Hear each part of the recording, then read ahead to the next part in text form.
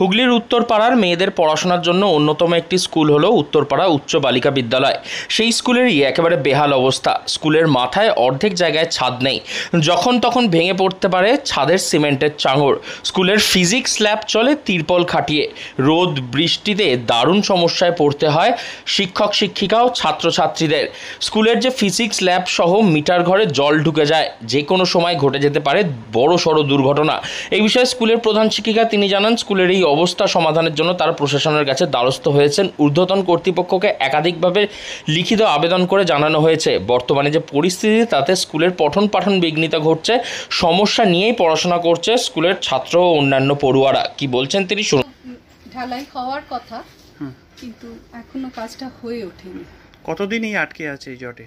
অনেক দিনই আছে। এই হাফ পোর্শনের ঢালাইটা হয়েছে, এই 21 নম্বর ঘর আর ফিজিক্স ল্যাবটা হয়নি।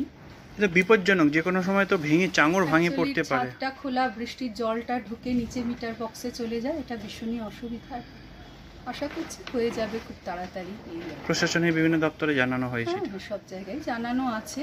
আশা করছি হয়ে যাবে, কিন্তু যত তাড়াতাড়ি হয়ে যায় সেটা দরকার। ছাত্রছাত্রীরা এর অবশ্যই অসুবিধা করছে।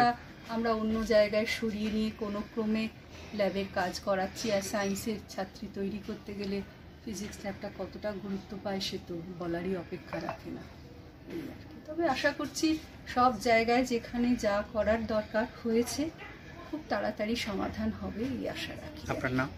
আমি মেঘনা ভট্টাচার্য, স্কুলের পলিটিক্যাল সায়েন্সের। গোটা ঘটনা প্রসঙ্গে জেলা পরিষদের শিক্ষা কর্মাধ্যক্ষ সুবীর মুখার্জি তিনি জানিয়েছেন, বিষয়টি তাদের নজরে এসেছে।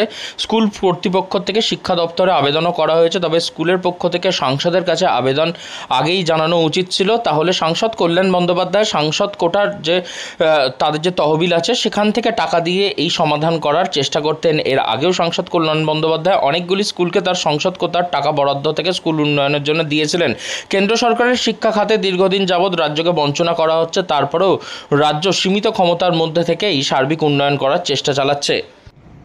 উত্তরপাড়া উচ্চ বালিকা বিদ্যালয়ের একটি ল্যাবরেটরি ছাদ, সেই ছাদের ভগ্ন দশা, এই বিষয়ে যদিও এটা আমার জেলা পরিষদের যে এখতিয়ার বা সীমারেখা আছে তার বাইরে, তবুও যেহেতু হুগলি জেলা পরিষদের শিক্ষা সংস্কৃতি তথ্য ও ক্রীড়া দপ্তরের কর্মাধ্যক্ষ হিসাবে আমাদের প্রত্যেক মাসের স্থায়ী সমিতির মিটিংয়ে প্রত্যেক স্কুলগুলির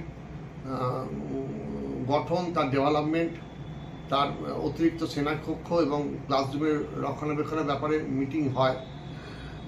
এটা নিশ্চিত যে 2022 সালে পশ্চিমবঙ্গ সরকার তার শিক্ষা দপ্তর এখানে অর্থ বরাদ্দ করেছিলেন এবং তার কাজও হয়েছে, এবং সেখানে অতিরিক্ত কিছু অর্থের প্রয়োজন, এবং তার জন্য জরুরি ভিত্তিতে সেই তার যাবতীয় যা প্রসেস সেগুলো উচ্চতর দপ্তরে জেলা শিক্ষা দপ্তর থেকে পাঠানো হয়েছে। আশা করা যায় 15 দিন থেকে 1 মাসের মধ্যে তার সন্তোষজনক সমস্ত কিছুই আসবে এবং নিশ্চিত এই কাজও সমাপ্ত হবে। স্কুলের মাথার ছাদ ভেঙে পড়ছে, এর মধ্যেই স্কুলে পড়াশোনা চালাচ্ছেন স্কুল পড়ুয়ারা। একেবারে ফিজিক্স ল্যাব চলছে তিরপল খাটিয়ে। এখন দেখার কবে এই সমাধান মেলে। হুগলি থেকে রাহি হালদার, লোকাল 18 বাংলা।